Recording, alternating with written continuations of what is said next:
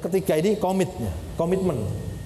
Nah, biasanya orang kita itu gini, kalau misalkan sudah usaha, contohnya tadi STMJ, rasanya misalkan kalau dibilang rasa itu nilainya 8, harus tetap 8.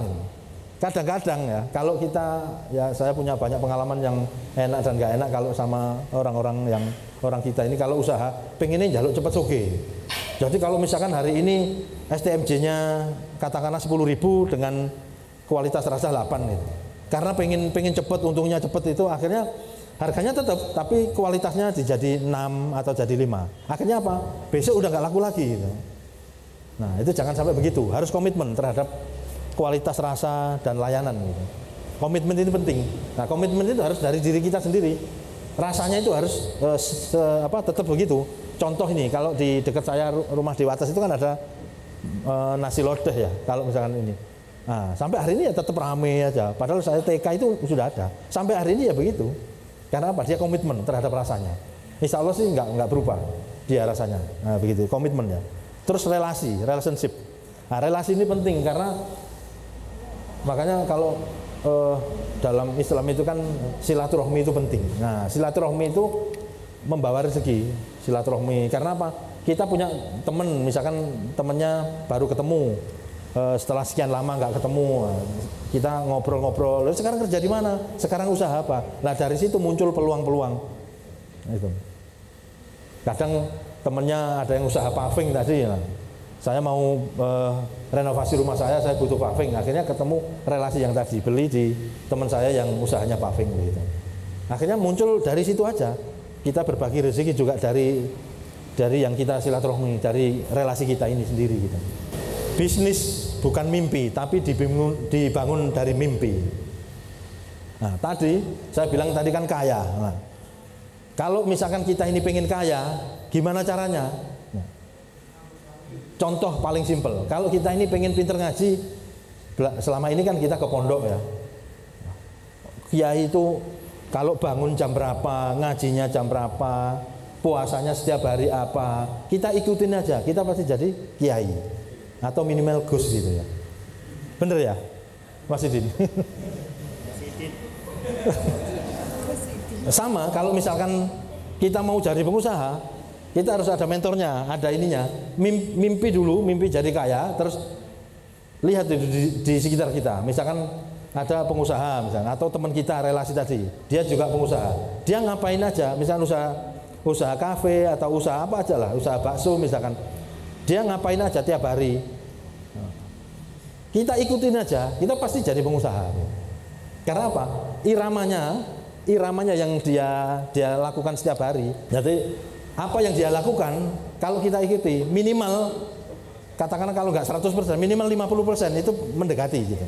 Saya juga begitu, saya juga punya mentor.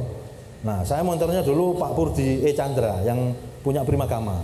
Saya tiap hari kan ngikuti Pak Purdi ini kan, kebetulan saya waktu itu kan jadi sponsornya, waktu di Bank Mega, sponsornya setiap kegiatan seminar-seminar cara gila jadi pengusaha waktu itu. Nah, saya selalu ngikutin dia, beliau ini mau ngapain aja, mau ngisi seminar, mau ke Primagama, ke hotel, makan dan segala macam. Setiap hari ya, hampir saya selalu ngikuti beliau. Saya lihat gini, waktu itu kalau Pak Purdi punya cabang Primagama itu kan 1000 cabang. Lah kalau saya asumsi satu cabang keuntungan bersih 1 juta aja, artinya 1 bulan sudah 1 miliar. Warung kopi, kalau kita lihat kadang-kadang warung kopi ya begitu-begitu aja. Sampai hari ini ya begitu-begitu aja, berkembang juga gitu. Ada lagi yang warung kopi di tempat lain, dia berkembang pesat, cabangnya banyak, asetnya juga banyak begitu. Saya jualan STMJ ini, saya kasih rempah-rempah, jahe dan telur. 1 gelas ini sama dengan sepertiganya ini. 1 liter sama dengan 3 gelas lebih. Itu kita jual 12.000. Artinya apa?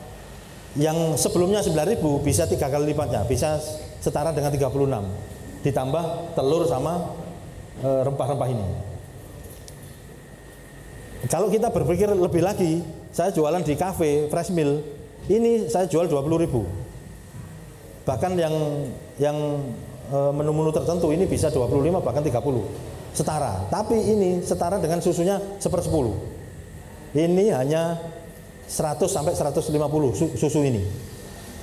Ini hanya ditambah coklat terus dengan kemasan menarik, laku 20.000. Itu yang kita maksud otaknya naik kelas. Kalau hanya kita jualan begini aja 9.000, untungnya pun sedikit. Tapi kalau sudah di sini untungnya besar banget karena ini sudah 10 kali lipatnya. 1 liter setara dengan 10 ini, berarti 200.000 gitu. Karena ini tempatnya sudah beda, desainnya juga sudah menarik. Nanti kita kasih tahu yang di belakang nanti. Sama halnya dengan kopi. Kalau kopi ini tiap kita kelihatan di beberapa, misalkan di pinggir-pinggir jalan itu ada 2.000 lah, misalkan kopi biasa. Tapi kalau dikemas lebih menarik gini 5.000. Tapi kalau di kafe saya paling murah 15.000. Yang di Sidoarjo itu ada yang 25.000. Tapi komposisinya sama, antara ini sama ini sama. Ini 12 oz, ini juga 12 oz. Setara dengan sepertiganya inilah. Ini sudah 15.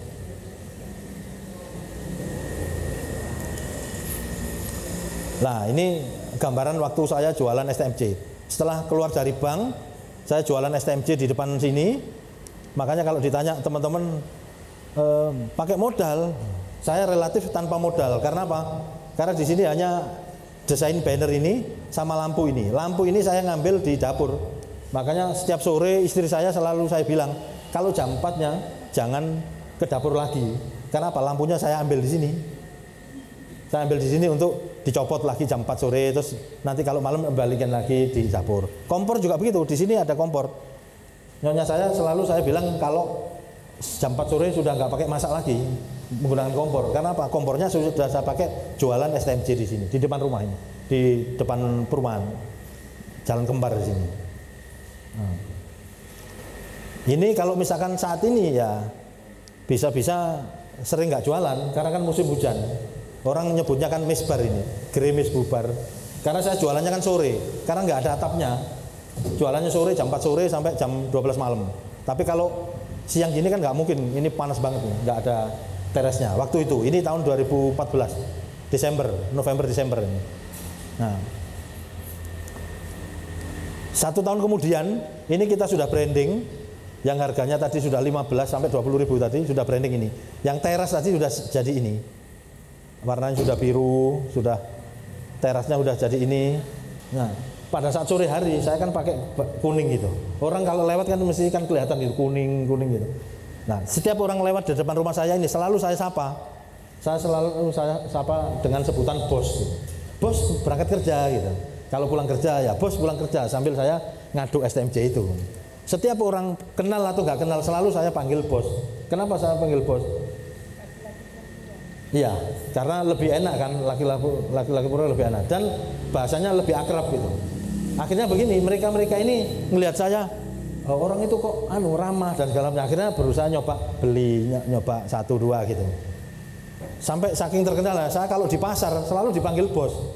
Orang-orang di sana nggak kenal saya, Kang Didin nggak kenal, taunya pokoknya bos gitu aja. Bos STMJ gitu. Padahal di kaos saya ini saya tulis bos BOS, bekas orang susah gitu. Di sini susah nggak ya? Orang susah nggak? Nggak ya? Nggak boleh susah ya?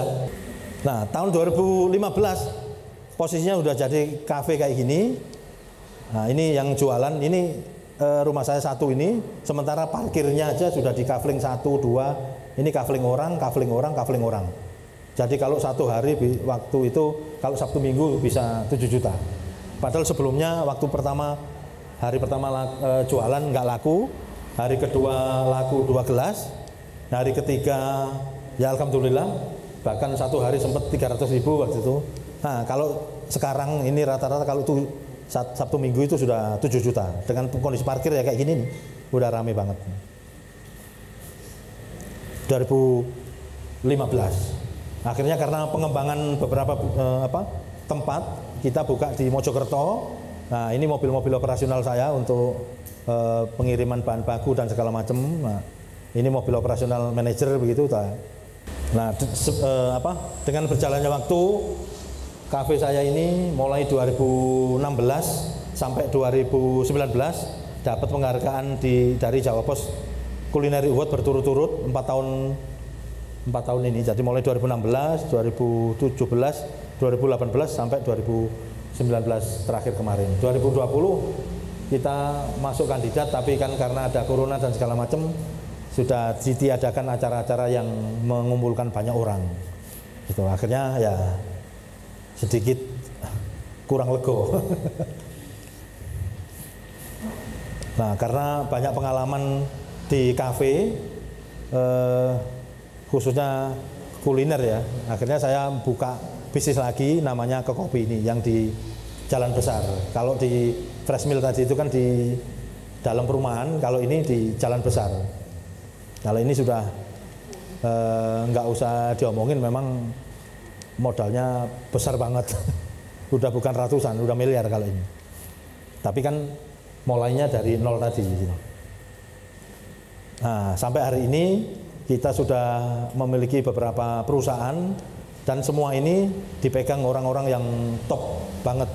Semua direktur-direkturnya ini orang-orang muda, umurnya yang paling muda 23, ada Mas Oji, ada Hendrik, kebetulan megang beberapa PT ini.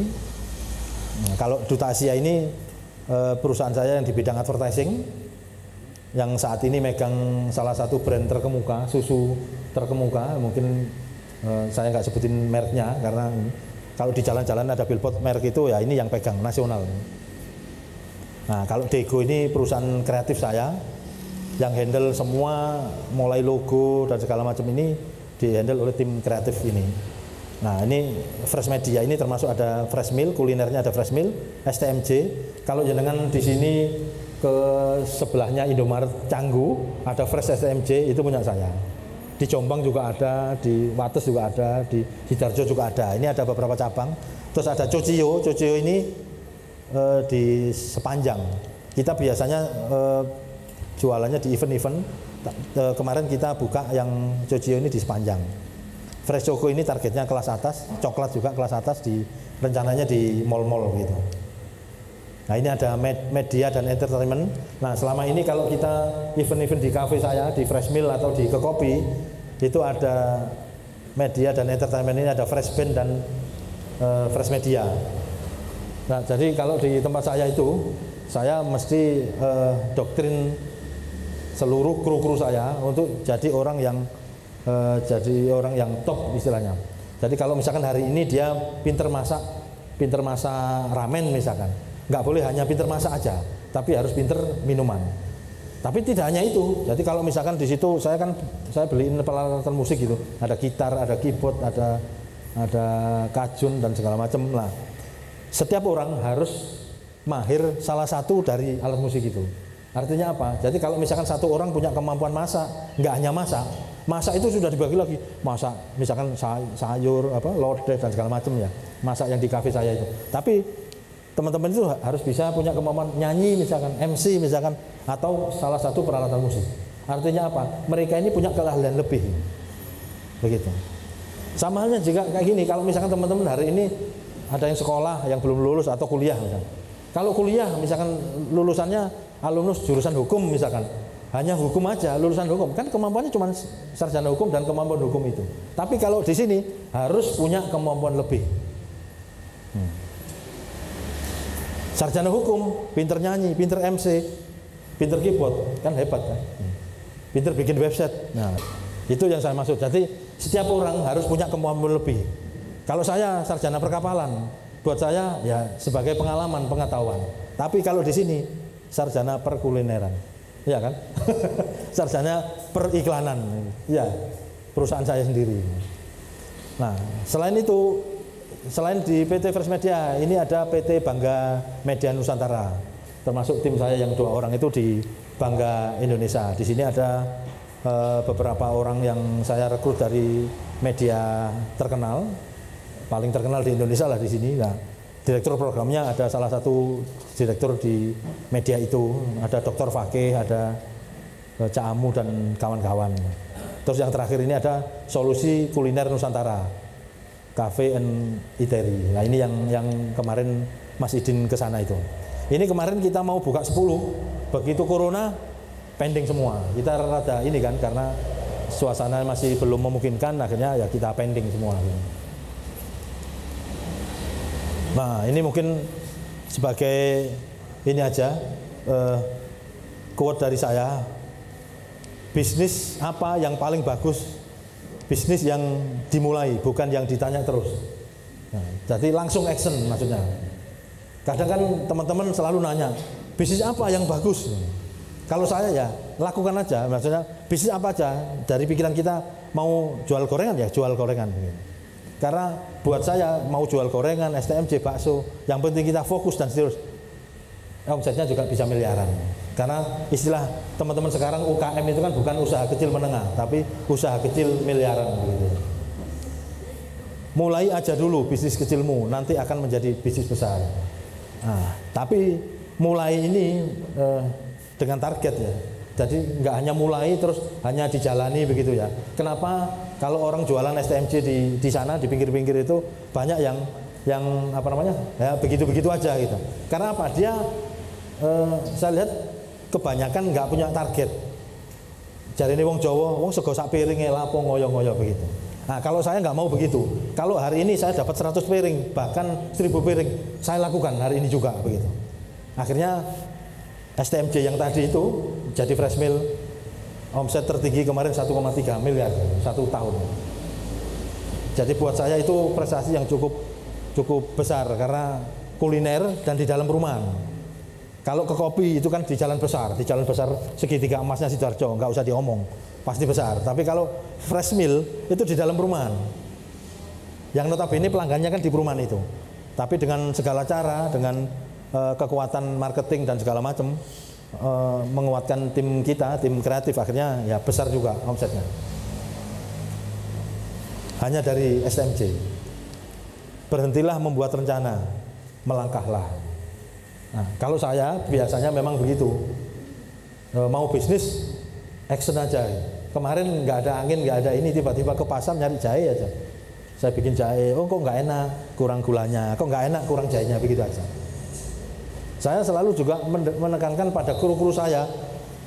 Kalau misalkan rekrutmen saat pertama, selalu saya tanyain begini, kamu bisa bikin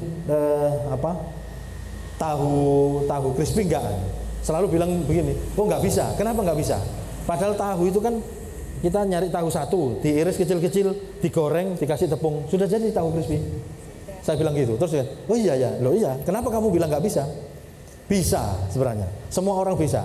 Hanya masalahnya dia nggak mau atau takut nggak enak, takut nggak rasanya nggak crispy katanya. Nah itu yang saya maksudnya. Kalau ketika kamu bilang nggak bisa, berarti kamu nggak akan bisa. Tapi kalau kamu sudah nyoba tahu itu kamu goreng, perkara nanti rasanya kurang asin, ya tinggal ngasih garam aja. Kurang pedes, tinggal ngasih lombok aja. Bener ya? Simple kan? Simple nggak? Simple. Artinya apa? Mau kaya simple? Simple. Mau kalau di tempat kami kemarin 18.000, modalnya cuman 2.000. Cepat kaya enggak? Artinya apa? Kita mau kaya, mau miskin, mau santai, mau enak, mau enggak enak, itu tergantung kita sebenarnya. Hanya kemauan tadi. Paham ya dari sini ya? Kira-kira ya. Uang juga enggak gablek, kemampuan juga enggak punya. Tapi kalau kita mau, semuanya akan tercapai. Saya dulu juga begitu, sarjana perkapalan, sekarang jualan tahu, iya gitu kan. Ada yang bilang, lulusan mana? Insinyur kapal, sekarang jualan STMJ, iya. Tapi saya enjoy aja gitu, jualan STMJ, enjoy, akhirnya ya berhasil. Ya. Nah, quote dari saya, belajar komitmen dengan diri sendiri salah satu kunci sebuah keberhasilan. Jadi semuanya tergantung kita, mau berhasil, mau enggak, mau kaya, mau miskin, itu pilihan. Tergantung dari diri kita, mau hanya komitmen aja. Karena kalau ngomongin dari desa, saya juga dari desa. Kalau nggak punya apa-apa, sama juga, saya juga nggak gablek ya. Sama aja, tergantung kita aja. Kita mau melangkah, mau sukses, tergantung kita. Mau berhasil, mau enggak. Kalau kita kuliah mau lulus ujian, mau enggak, ya terserah ya kan, tergantung kita.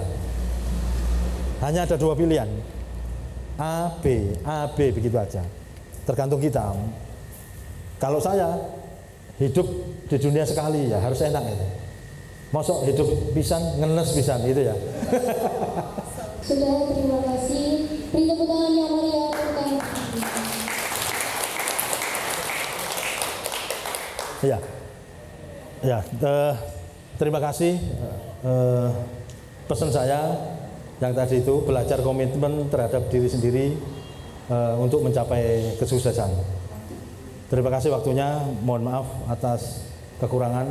Wassalamualaikum warahmatullahi wabarakatuh.